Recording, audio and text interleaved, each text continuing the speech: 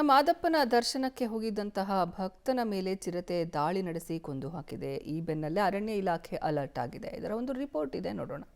ಚಿರತೆ ದಾಳಿಗೆ ಭಕ್ತನ ಸಾವು, ಅರಣ್ಯ ಇಲಾಖೆ ಅಲರ್ಟ್. ಅರಣ್ಯ ಸಿಬ್ಬಂದಿ ಕಣ್ತಪ್ಪಿಸಿ ಪಾದಯಾತ್ರೆ ಹೋಗದಂತೆ ಕಟ್ಟೆಚ್ಚರ. ಚಿರತೆ ಸೆರೆಗೆ ಸ್ಪೆಷಲ್ ಫೋರ್ಸ್ ಎಂಟ್ರಿ, ಬೋನು ಅಳವಡಿಕೆ. ಏಳುಮಲೆ ಒಡೆಯ ಕೋಟ್ಯಾಂತರ ಭಕ್ತರ ಆರಾಧ್ಯ ದೈವ ಮಲೆ ಮಹದೇಶ್ವರನ ದರ್ಶನಕ್ಕೆ ಪಾದಯಾತ್ರೆ ಹೊರಡುವ ಭಕ್ತರಿಗೆ ಅರಣ್ಯ ಇಲಾಖೆ ಎಚ್ಚರಿಕೆ ನೀಡಿದೆ. ಮಂಡ್ಯ ಮೂಲದ ಭಕ್ತ ಪ್ರವೀಣ್ ಮೇಲೆ ಚಿರತೆ ದಾಳಿ ನಡೆಸಿ ಕೊಂದ ಬೆನ್ನಲ್ಲೇ ಅಧಿಕಾರಿಗಳು ಅಲರ್ಟ್ ಆಗಿದ್ದಾರೆ.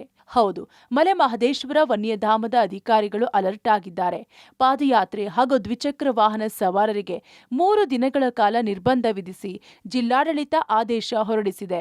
ಅರಣ್ಯ ಸಿಬ್ಬಂದಿ ಚಾಮರಾಜನಗರ ಜಿಲ್ಲೆ ಹನೂರು ತಾಲೂಕಿನ ತಾಳುಬೆಟ್ಟ ಹಾಗೂ ರಂಗನಾಥ ಸ್ವಾಮಿ ಒಡ್ಡು ಬಳಿ ಬೀಡು ಬಿಟ್ಟಿದ್ದಾರೆ. ಮನುಷ್ಯನ ಮೇಲೆ ಏಕಾಏಕಿ ಅಟ್ಯಾಕ್ ಮಾಡಿ ಕೊಂದಿರುವ ಚಿರತೆಯಿಂದ ಮುಂದಿನ ದಿನಗಳಲ್ಲಿ ಸಮಸ್ಯೆ ಎದುರಾಗುವ ಅಪಾಯವಿದೆ. ಈ ಹಿನ್ನೆಲೆ ಚಿರತೆ ಸೆರೆಗೂ ಮುಂದಾಗಿದ್ದು ಬೋನು ಅಳವಡಿಕೆ ಮಾಡಲಾಗಿದೆ. ಮುಂಜಾನೆ ಹಾಗೂ ರಾತ್ರಿ ವೇಳೆ ವನ್ಯ ಜೀವಿಗಳ ಸಂಚಾರ ಹೆಚ್ಚಿರುತ್ತೆ.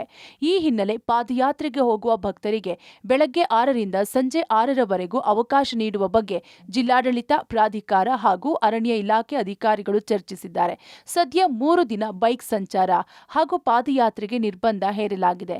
ಮಹಾಶಿವರಾತ್ರಿ ಹಿನ್ನೆಲೆ ಇನ್ನೂ ಹೆಚ್ಚಿನ ಭಕ್ತರು ಬೆಟ್ಟಕ್ಕೆ ಪಾದಯಾತ್ರೆ ಬರುವ ಸಾಧ್ಯತೆ ಇದೆ. ಈ ಹಿನ್ನೆಲೆ ಆದಷ್ಟು ಶೀಘ್ರದಲ್ಲೇ ಚಿರತೆ ಸೆರೆಗೆ ಬಲೆ ಬೀಸಲಾಗಿದೆ. ಅಲ್ಲದೆ ತಮಿಳುನಾಡು ಹಾಗೂ ಮಾದಪ್ಪನ ಬೆಟ್ಟಕ್ಕೆ ಹೋಗುವ ವಾಹನ ಸವಾರರಿಗೆ ಎಚ್ಚರಿಕೆ ನೀಡಲಾಗ್ತಿದೆ.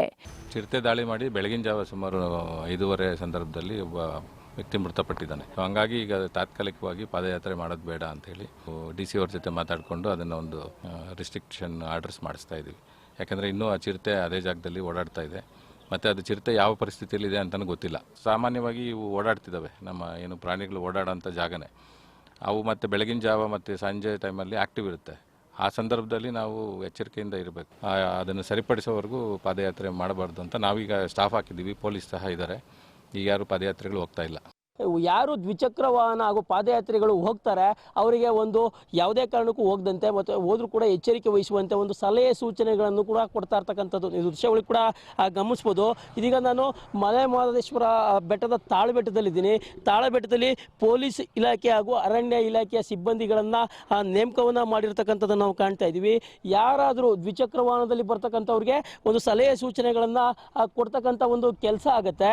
ಅದಲ್ಲದೆ ಪಾದಯಾತ್ರೆ ಹೋಗ್ತಕ್ಕಂಥವ್ರಿಗೆ ತಾತ್ಕಾಲಿಕವಾಗಿ ಬ್ರೇಕನ್ನು ಹಾಕಿದ್ದಾರೆ. ಯಾವುದೇ ಕಾರಣಕ್ಕೂ ಕೂಡ ಸದ್ಯಕ್ಕೆ ಒಂದು ಪಾದಯಾತ್ರೆಗೆ ಅವಕಾಶವನ್ನು ಮಾಡಿಕೊಡ್ತಾ ಇಲ್ಲ ಅಂತ ಹೇಳ್ಬೋದು. ಯಾಕೆಂದರೆ ಆ ವ್ಯಕ್ತಿ ಅಂದರೆ ಮಂಡ್ಯ ಮೂಲದ ವ್ಯಕ್ತಿ ಪ್ರವೀಣ್ ಸತ್ತಂಥ ಒಂದು ಸ್ಥಳ ಇದೆಯಲ್ಲ, ಆ ಸ್ಥಳದಲ್ಲಿ ಒಂದು ಚಿರತೆ ಇನ್ನೂ ಕೂಡ ಬೀಡು ಬಿಟ್ಟಿದೆ ಅನ್ನೋ ಒಂದು ಮಾಹಿತಿಗಳು ಇರತಕ್ಕಂಥದ್ದು. ಆ ಹಿನ್ನೆಲೆಯಲ್ಲಿ ಆ ಚಿರತೆಯನ್ನು ಸೆರೆ ಹಿಡಿಯಲಿಕ್ಕೆ ಈಗಾಗಲೇ ಚಿರತೆ ಕಾರ್ಯಪಡೆ ಕೂಡ ಬರ್ತಾ ಇರ್ತಕ್ಕಂಥದ್ದು. ಅದರ ಜೊತೆಗೆ ಜಿಲ್ಲಾಡಳಿತ, ಮಲೆ ಮಹದೇಶ್ವರ ಅಭಿವೃದ್ಧಿ ಪ್ರಾಧಿಕಾರ ಹಾಗೂ ಮಲೆ ಮಹದೇಶ್ವರ ವನ್ಯಧಾಮದ ಅಧಿಕಾರಿಗಳು ಕೂಡ ಒಂದು ಪ್ಲಾನ್ ಅನ್ನು ಮಾಡ್ಕೊಂಡಿದ್ದಾರೆ ಅಂತ ಹೇಳ್ಬೋದು.